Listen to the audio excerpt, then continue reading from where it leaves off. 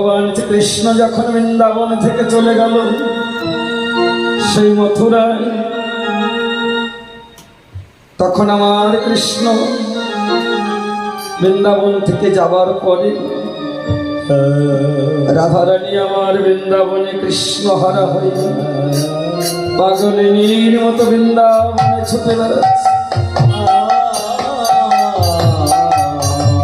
বৃন্দাবনে পাগলিনীর মতো ছুটছে,